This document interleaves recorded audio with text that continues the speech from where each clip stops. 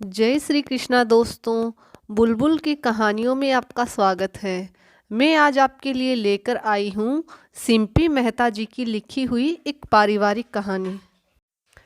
मेरा इरादा तुम्हारा दिल दुखाने का नहीं है, पर फिर भी मैं एक बात ज़रूर कहना चाहूँगा। यह छोटी छोटी बातें कई बार बड़ा रूप ले लेती है। बोलते हुए सदानंद बाबू क्षण भर के लिए चुप हो गए, फिर गंभीर होते हुए बोले, मैं कुछ कहता नहीं, इसका मतलब यह नहीं कि मैंने अपनी आंखें बंद कर रखी हैं। मुझे सब नज़र आता है कि कैसे छोटी बहू दिन भर घर के काम में लगी रहती है और बड़ी बहू आराम फरमाती है। पिताजी, आप कहना क्या चाहते हैं कि मेरी पत्नी कुछ नहीं करती? शायद आप भूल गए, माँ के जाने के बाद एक वही थी जिसने पूरे घर को संभालने में जी जान लगा दी थी। पिता की सुन बड़े बेटे ने अपनी पत्नी का पक्ष लिया।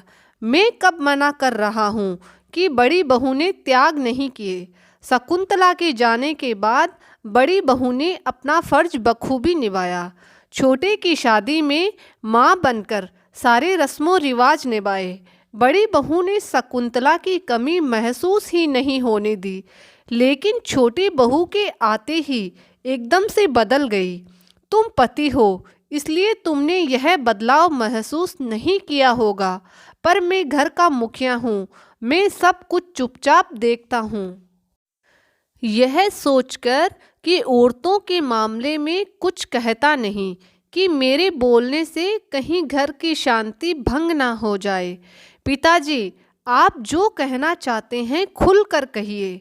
बड़े बेटे ने पिता का हाथ अपने हाथों में लेकर कहा तो सदानंद बाबू ने गहरी सांस ली और बोले, बड़ी बहू ने इतने सालों में जो कुछ भी इस घर के लिए किया, उस हिसाब से देखा जाए तो छोटी बहू ने कुछ भी नहीं किया है। लेकिन इन सब में छोटी बहू का क्या दोष है जो आते ही यह कह के उसके कंधों पर पूरे घर की जिम्मेदारी डाल दी गई है कि आज तक मैंने संभाला, अब तुम्हारी जिम्मेदारी बनती है। यहाँ तक तो ठीक है, फिर भी लेकिन अब छोटी बहू पेट से है, तब भी बड़ी बहू घर के काम में उसकी मदद नहीं करती। अब तुम ही बताओ, वह बिना माँ की बच्ची कहाँ जाए बेचारी। जानती है मायके में कोई नहीं जो उसकी ऐसी स्थिति में मदद करेगा, इसलिए बड़ी बहू की बात मानना उसकी मजबूरी बन गई है। मैं बस इतना चाहता हूँ कि तुम अपनी पत्नी को समझाओ कि यह छोटी छोटी बातें एक दिन झगड़े का कारण बनती है। मान लिया कि आज छोटी बहू चुप है, लेकिन कब तक? जब तक उसके धैर्य का बांध टूटेगा, तब घर में क्लेश होना तय है। एक ना एक दिन पत्नी के साथ अन्याय होता देख छोटा बेटा भी आखिर कब तक चुप रहेगा? तुम एक बार कोशिश करके देखो, शायद बड़ी बहू समझ जाएगी। समझदारी एक साथ मिलकर रहने में है, ना किसी की मजबूरी का फायदा उठाने में। पिता की बातें सुन बड़े बेटे ने अपनी पत्नी को बहुत समझाने की कोशिश की, लेकिन उसके व्यवहार में कोई परिवर्तन नहीं हुआ। क्योंकि छोटी बहू पेट से थी, इसलिए उसे अलग करने के बजाय सभी ने चुप्पी साध ली। डिलीवरी के 20 दिन भी नहीं बीते थे कि एक दिन बड़ी बहू बोली, छोटी, अब बहुत आराम कर लिया, कल से काम पर लग जाओ। अब मुझ में हिम्मत नहीं तुम दोनों के लिए रोटियां सेकती रहूं। जेठानी की सुन छोटी बहू दूसरे दिन से काम पर लग गई। सर्दी का महीना था, शीतलहर भी काफ़ी बह रही थी। ऐसे में सुबह सुबह उठने से छोटी बहू को ठंड ने जकड़ लिया। सर्दी जुकाम से हालत पस्त हो गई।